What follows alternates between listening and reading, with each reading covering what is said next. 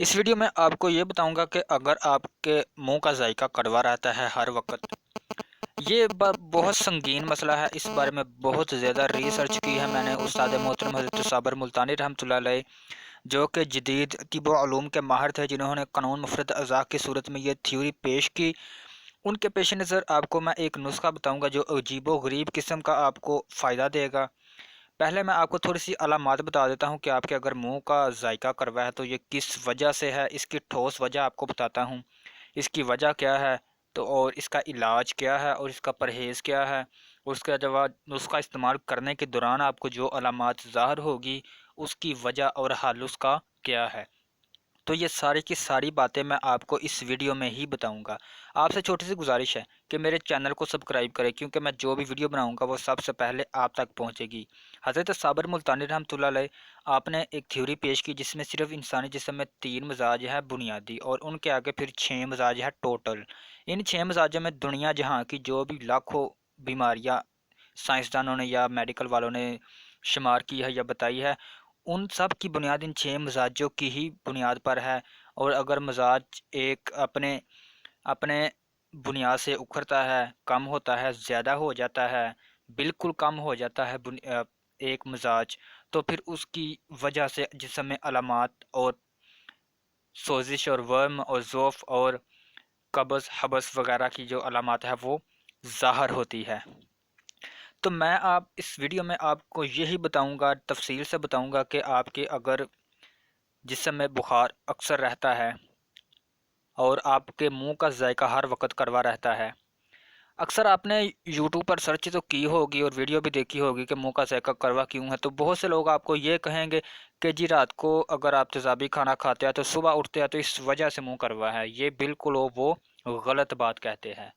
तो मतलब वो हकीकत पर मबनी कोई बात नहीं कहते और ठोस वजह भी आपको नहीं बताते, लेकिन मैं इंशाल्लाह आपको ठोस वजह बताऊंगा कि मुंह का जायका असल में कड़वा क्यों होता है और इसके पीछे जो मेन वजह है, इसकी जड़ में जो मसला है वो क्या है। तो सबसे पहले थोड़ी सी अलामात आप सुन ले। एक तो मुंह का जायका भी कड़वा रहेगा, ज़बान पर थोड़ी थोड़ी सफ़ेद तय भी होगी। उसके अलावा हर वक्त थोड़ी थोड़ी हरारत भी महसूस होगी। इनमें से चंद अलामात जो है वो एक मरीज़ में हो सकती है और चंद नहीं भी हो सकती। ये ज़रूरी नहीं अगर आप ये समझे कि मुझ में ये सारी अलामात तो है ही नहीं, इसमें से चंद अलामात है तो मैं ये नुस्खा इस्तेमाल नहीं करूँगा। ये आप कर सकते हैं, क्योंकि ये नुस्खा जो मैं आपको बताऊँगा ये आजमाया हुआ नुस्खा है। इंशाल्लाह मेरे अल्लाह पाक के फ़ज़ल से आपका जो मुंह का जायका कड़वा है, आपके जिस्म में थोड़ी थोड़ी हरारत रहती है जिसे आप बुखार का नाम देते हैं, उसके अलावा आपका थोड़ा थोड़ा सर दर्द या जो मुंह के जायके कड़वे, भूख की कमी, मेन वजह है भूख की कमी होती है। उसके अलावा कब्ज़ थोड़ी थोड़ी अक्सर रहती है। ठीक है, मुंह का जब जायका कड़वा होता है तो मुंह का जायका कड़वा होने की वजह है उज़लाती तहरीक। जी हाँ, बिल्कुल, उज़लाती तहरीक। हज़रत साबर मुल्तानी रहमतुल्लाह अलैह, आपने जो कानून बयान फरमाया है, उज़लाती का मतलब होता है खुश्की वाली तहरीक। अगर जिस्म में खुश्की ज़्यादा हो गई है, अगर जिस्म में खुश्की, खुश्की कहते हैं तेज़ाबियत को, अगर जिस्म में खुश्की या तेज़ाबियत, ठीक है, नाम एक ही है लेकिन मैं दो इसलिए कह रहा हूँ कि आपको समझ आएगा जे आ जाए कि खुश्की असल में है क्या चीज़ है और तेज़ाबियत इसे क्यों कहा जाता है। आपने अक्सर देखा होगा कि खुश्की की वजह से जब ज़मीन वगैरह फट जाती है तो आप देखते हैं को बिल्कुल खुश्क हो जाती है और उनमें दरारें पड़ जाती है। उसके अलावा आपने ये भी देखा होगा कि सर में सिकरी वगैरह बहुत ज़्यादा हो जाती है। सिकरी जो खुश्की है, जिसे आप खुश्की कहते हैं, सर में खुश्की और बाल झड़ने लगते हैं। ठीक है, ये अलामात आपको बता रहा हूँ मैं, बाल झड़ने लगते हैं। उसके अलावा आपने अक्सर अपने हाथों और पाँव और टांगों वगैरह को भी देखा होगा, थोड़ा सा ऊपर हाथ फेरने से सफ़ेद सफ़ेद का जो आपको नज़र आता है, आप ये समझते हैं कि ये खुश्की है। ठीक है, मतलब आप थोड़ा सा खारिश करते हैं तो आपके फेस सी जो लाइन नज़र आ जाती है आपको बाजू वगैरह पर, तो आप समझते हैं ये खुश्की है। ये खुश्की की अलामात है ज़ाहरी। उसके अलावा भूख की कमी अक्सर रहती है, मैदा में कुव्वत जो है हाजमे की वो कम हो जाती है। तो मेन वजह आपको ये बता रहा हूँ कि जो मुंह का जायका कड़वा रहता है, इसकी मेन वजह है خشکی کی زیادتی، اگر جسم میں تحریک عضلاتی ہو جائے، خشکی زیادہ ہو جائے، تو اس وجہ سے جسم میں تیزابی مادے زیادہ ہو جاتے ہیں۔ ظاہری بات ہے، جب جسم کا جو عضلات ہے وہ ہر وقت کام کرے گا، زیادہ کام کرے گا، تو اس وجہ سے، اس زیادہ کام کرنے کی وجہ سے اسی کے اثرات جسم میں پیدا ہو جائے گے۔ تو چونکہ عضلاتی تحریک ہے، عضلاتی تحریک کی ہی وجہ سے عضلاتی مادے جسم میں پیدا ہونا شروع ہو جائے گے، ٹھیک ہے۔ تو جب عضلاتی تحریک اپنی شدت اختیار کرے گی اور کافی عرصہ تک رہے گی، تو یہ قبض وغیرہ اور منہ کا ذائقہ خراب کرے گی۔ منہ کا ذائقہ کڑوا، منہ کا جو ذائقہ ہے وہ کڑوا تیزابیت کی ہی وجہ سے رہتا ہے۔ اب اگر میں یہ کہوں کہ قبض جو ہے وہ خشکی کی وجہ سے رہتی ہے، تو یہ میں بالکل ایکوریٹ کہوں گا، بالکل درست کہوں گا، کیونکہ جب جسم میں قبض ہوتی ہے تو جو آنتیں ہیں ہماری وہ بالکل سکڑ جاتی ہے، اس میں جو فالتو مواد ہوتا ہے، استعمال شدہ مواد ہوتا ہے، وہ جمع ہو جاتا ہے خارج ہونے کی بجائے، اور پھر وہ سخت ہونا شروع ہو جاتا ہے، ٹھیک ہے۔ قبض کی دو صورتیں ہیں، ایک تو نرم مواد جمع ہوتا ہے اور ایک خشک مواد شروع ہوتا ہے۔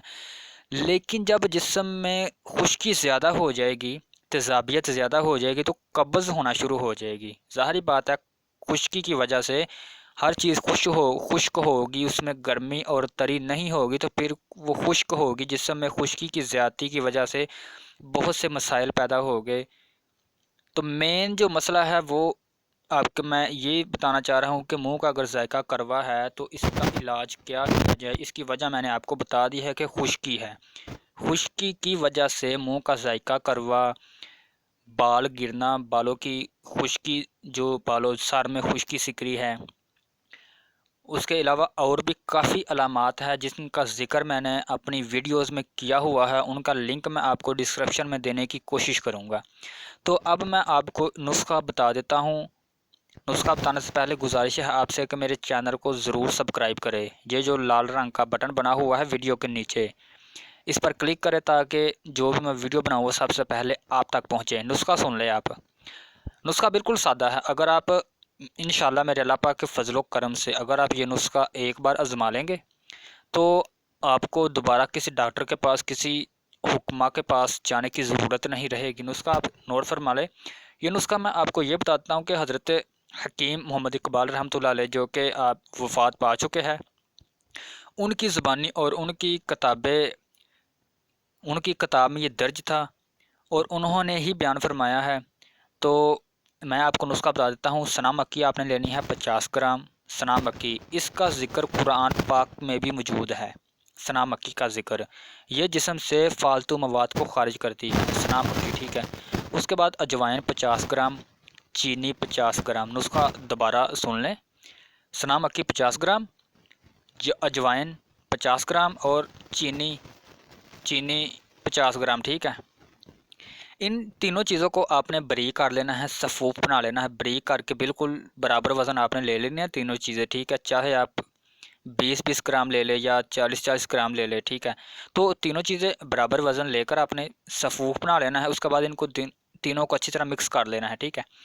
مکس کرنے کے بعد آپ نے یہ کرنا ہے کہ صبح دوپہر شام کھانے کے بعد 1 گھنٹہ بعد، ٹھیک ہے، کھانے کے تقریباً 1 یا آدھا گھنٹہ بعد آپ نے آدھی چمچی لینی ہے دودھ سے یا گرم پانی سے، ٹھیک ہے۔ تو اس کو استعمال کرنے کے دوران آپ کو کچھ علامات ظاہر ہوگی، وہ بھی میں آپ کو بتا دیتا ہوں۔ اس کو استعمال کرنے کے دوران آپ کو موشن وغیرہ آئیں گے، ٹھیک ہے، لیکن حد سے زیادہ نہیں آئیں گے۔ میں ریپیٹ کر دیتا ہوں کہ جب آپ پہلی مرتبہ اور دوسری مرتبہ دوائی استعمال کریں گے، یہ جو میں نے نسخہ آپ کو بتایا ہے، اس کو استعمال کرنے سے ظاہری بات ہے جو جسم میں خشکی کی وجہ سے فالتو مواد جمع ہوا تھا، رکا ہوا تھا، اس نے خارج تو ہونا ہے اس دوائی کی وجہ سے، اور جو قبض وغیرہ کی وجہ سے مواد جمع ہو چکا تھا وہ بھی اس جو میں آپ کو نسخہ بتا رہا ہوں اس کی وجہ سے خارج ہونا ہے۔ اور خارج ہونے کی صورت یہی ہے کہ آپ کو تھوڑے سے موشن آئیں گے، لیکن وہ اتنے لوز نہیں ہوں گے۔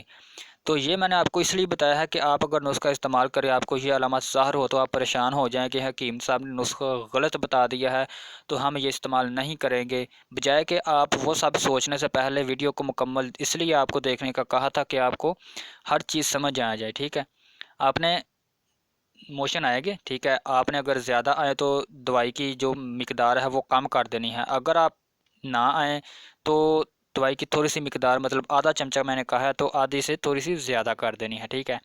اس کے علاوہ آپ نے تقریباً اس کو 1 ہفتہ استعمال کرنا ہے۔ 1 ہفتے کے استعمال سے انشاءاللہ میرے اللہ پاک کے فضل و کرم سے آپ بالکل ایکٹیو ہو جائیں گے، اگر ہر طرح کا تیزابی مادہ جسم سے خارج ہو جائے گا۔ اس کے ساتھ ساتھ پرہیز آپ کو ضرور کرنا چاہیے۔ پرہیز کیا ہے؟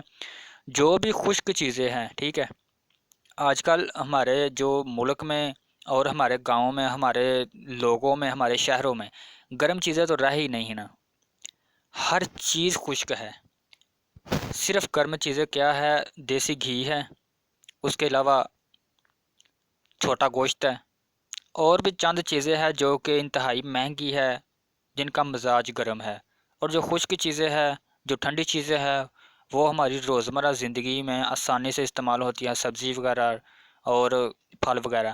ان کا غذائی چارٹ میں نے مکمل تفصیل ویڈیو بنائی ہوئی ہے کہ کون سی غذا گرم ہے اور کون سی خشک ہے۔ گرم تو کافی کم ہے، جو ہمارے استعمال میں آتی نہیں کیونکہ وہ مہنگی ہے، ان کی مکمل تفصیل میں نے ویڈیو بنائی ہوئی ہے۔ اس ویڈیو کا لنک میں آپ کو ڈسکرپشن میں دے دوں گا، اس کا نام ہے غذائی چارٹ، اور اس غذائی چارٹ کے مکمل ڈیٹیل ہے کہ آپ نے کون سی دوائی کب استعمال کرنی ہے، ٹھیک ہے۔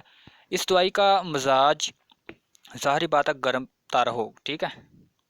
تو جسم میں اگر خشکی زیادہ ہے، خشکی کو ختم کرنے کے لیے گرمی چاہیے قانون کے مطابق، تو یہ آپ دوائی استعمال کریں، انشاءاللہ میرے اللہ پاک کے فضل سے آپ کے منہ کا ذائقہ جو کروا ہے اور ہمیشہ کروا رہتا ہے یا جب بھی کروا رہتا ہے، تو انشاءاللہ اس کے استعمال سے آپ کے منہ کا ذائقہ بالکل جو ہے وہ نارمل حالت میں آ جائے گا، تیزابی مادے ختم ہو جائے گے، تیزابیت کی وجہ سے جو خشکی کی وجہ سے امراض پیدا ہوئے تھے وہ بھی آہستہ آہستہ ختم ہونا شروع ہو جائے گے۔ اس کے ساتھ ساتھ آپ پرہیز کریں۔ پرہیز کرنے کے لیے آپ کو میں نے غذائی چارٹ ویڈیو کے ڈسکرپشن میں ایک لنک دے دوں گا، اس ویڈیو میں غذائی چارٹ کی مکمل ڈیٹیل ہے، اس میں آپ نے گرم تر، گرم خشک اور تر سرد اور تر گرم، یہ آپ نے غذائی استعمال کرنی ہے۔ خشک گرم اور خشک تر آپ نے بالکل نہیں استعمال کرنی، پرہیز کرنا ہے خشکی چیزوں سے، خشکی والی، ٹھیک ہے۔